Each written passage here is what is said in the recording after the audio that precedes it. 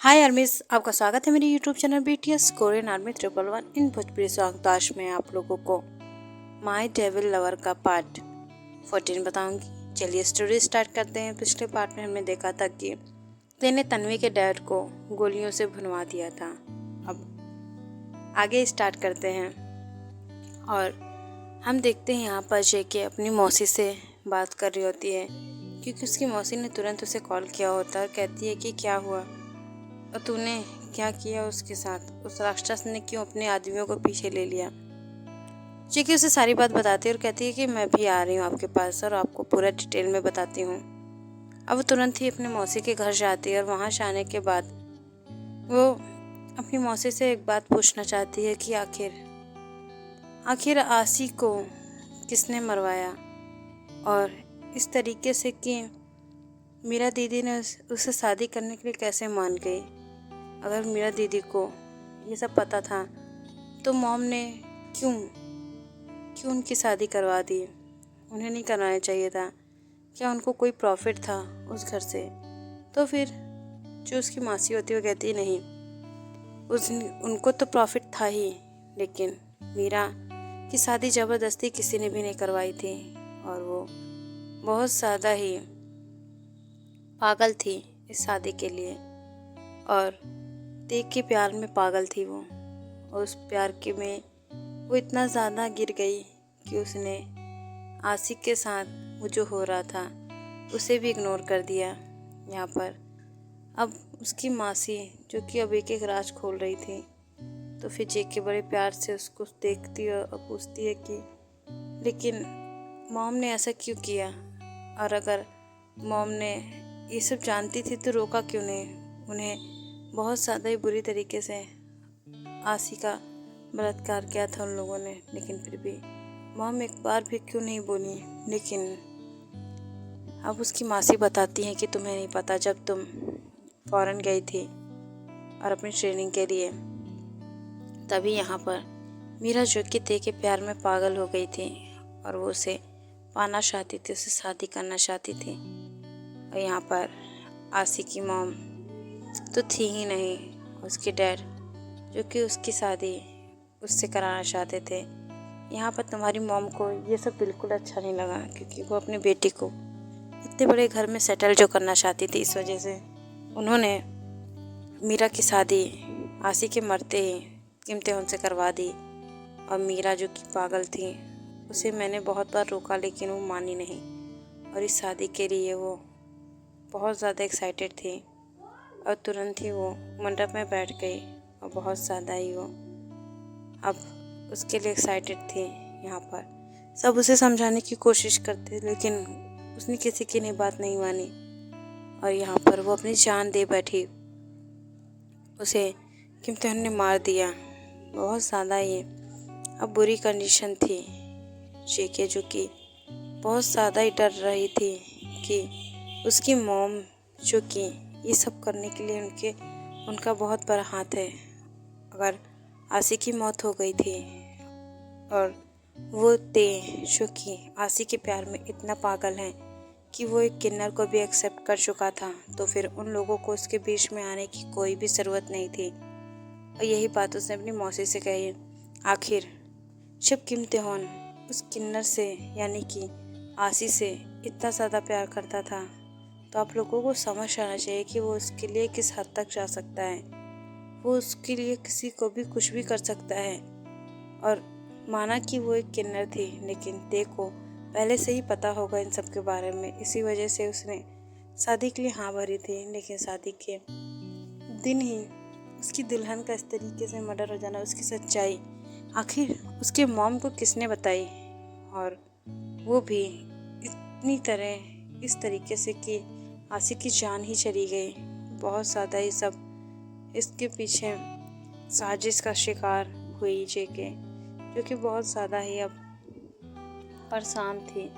यहाँ किम्तिहान गुस्से में बहुत ज़्यादा ही परेशान था, और जेके जो कि अब वहाँ से निकलकर उस जगह जाती है जहाँ पर आहूजा को मारा गया था। वहाँ पर जाने के बाद उसकी बॉडी जिसको देखकर बहुत ज़्यादा ही वो अब सुकून फील कर रही थी और उस बॉडी को लेकर आती हैं और यहाँ पर देखती है कि किम तेहन जो कि पेड़ के पीछे था, और वो तुरंत वहाँ पर कैमरा लेके पहुँच जाती है और उसकी बातें सुनने लगती है और अपने आदमियों से कह देती है वो आगे जाएं।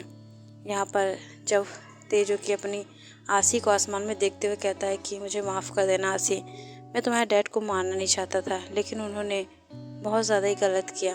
उन्होंने तन्वी का इल्ज़ाम मुझ पर लगाया कि मैंने उसे किडनैप किया, लेकिन ऐसा कुछ नहीं है। और वो बहुत ज़्यादा ही रो रहा था। शेखे जो कि इन सब से उससे कोई भी फ़र्क नहीं पड़ रहा था, वो क्योंकि किम तेहन से बहुत ज़्यादा नफरत करती है। और ऐसे ही वो स्माइल करते हुए वहाँ से चली आती है क्योंकि उसके पास वीडियो होता है। यहाँ पर बहुत ज़्यादा ही अब परेशान हो जाते हैं किम तेहन, और वो बस रो रहा था क्योंकि उसने आसी के डैड को मारा है। और इसी तरीके से अब जब वो घर आता है तब तो जेके जो कि रूम में ही होती है, जेके को देख कर तेज का खून खौल जाता है, लेकिन वो कुछ नहीं बोलता है। यहाँ पर जेके जो कि आराम से बैठी होती है और वो फुल एंजॉय कर रही होती है इस मोमेंट को, लेकिन वो कुछ नहीं बोलती। यहाँ पर ते जो कि बड़े आराम से फ्रेश होकर आता है और सो जाता है क्योंकि उसे कल बहुत ज़रूरी मीटिंग के लिए जाना था। यहाँ पर अब शेके भी अब उससे ना बहस करते हुए आराम करने लगती है। शेके का एक दिन भी ऐसा नहीं चाहता जब उसे दर्द या तकलीफ़ ना हो। यहाँ पर बहुत ज़्यादा ही वो परेशान हो जाती है, लेकिन कुछ भी नहीं कर पाती है। इस वजह से अब वो सो जाती है। नेक्स्ट मॉर्निंग तेज जब उठता है तो फिर वो अपनी मीटिंग के लिए चला जाता है। आते को इतना शांत देखकर चीके कुछ नहीं कहती है और वो नीचे जाती है तो फिर बहुत ज़्यादा ही वहाँ पर उसी का इंतज़ार होता है। सब ब्रेकफास्ट के लिए शेके का इंतज़ार करते हैं। शेके जो कि ब्रेकफास्ट करती है और हॉबी को देखती है। हॉबी जो कि वहीं बैठा होता है और उसे बहुत अच्छे से स्माइल दे रहा था। हॉबी जो कि जेके को लेकर अब वहीं जिमिन के घर चला जाता है। जिमिन जो कि अब थोड़ा बेटर फील कर रही थी। यहाँ पर मिन युंगी पूरी तरीके से बर्बाद हो चुका था। उसके आगे पीछे मीडिया वाले घूमते रहते हैं, कहीं भी मिलता उसके साथ बहुत ही गलत व्यवहार करते हैं, लेकिन जैसे ही वो अपनी आंखें दिखाता सभी दूर हट जाते हैं। अब बहुत ज़्यादा ही हालत ख़राब हो रही थी मिन युंगी की, लेकिन वो कुछ भी नहीं कहता है। और यहाँ पर अब सब लोग बहुत ज़्यादा ही टेंस होते हैं, लेकिन शेके को एक बात बहुत ज़्यादा बुरी लगती है, वो ये कि उसे बार बार ये लगता है कि किम तेहन जो कि उसकी दीदी का मर्डर नहीं कर सकता, इसमें ज़रूर किसी और का हाथ है। और वो इसकी छानबीन कर रही थी और किसी को भी नहीं पता चल रहा था कि शेके आखिर वो क्या कर रही है। वो इतने साइलेंटली छानबीन कर रही थी कि कोई भी उसके पीछे शक ना कर पाए। और वो इतनी ज़्यादा ही इस सब चीज़ों को झेल चुकी थी कि उसके अंदर का जो शेरनी वाला लुक होता है वो बाहर आ जाता है। अब वो किम तेहन को सबक सिखाना चाहती है, और वो क्यों ना सिखाए, क्योंकि किम तेहन ने उसके साथ बहुत ज़्यादा गलत किया है।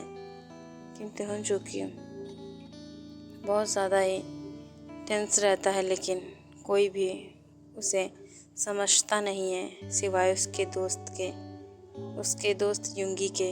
युंगी जो कि उसके साथ बचपन से है, युंगी जो कि बहुत ज़्यादा ही उसको सपोर्ट करता है, उसके हर अच्छे बुरे काम में उसे सपोर्ट कर रहा था।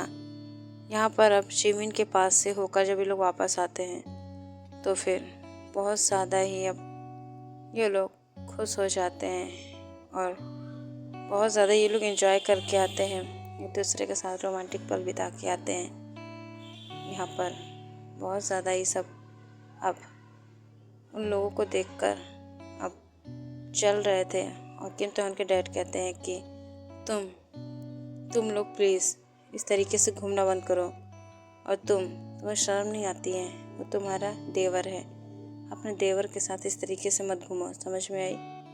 तब फिर अब हॉबी कहता है कि उसे मेरी ज़रूरत थी, और वैसे भी आप तो भाई को जानते हैं कि वो कैसे हैं, उन्होंने क्या किया है, इस वजह से इसको ट्रीटमेंट की ज़रूरत पड़ती है तो मुझे ले जाना पड़ता है।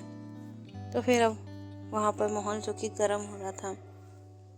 अब बहुत ज़्यादा ही अब सब उसे घूर रहे होते हैं। तभी ते कहता है आके कि तुम मेरी बीवी से दूर रहा करो।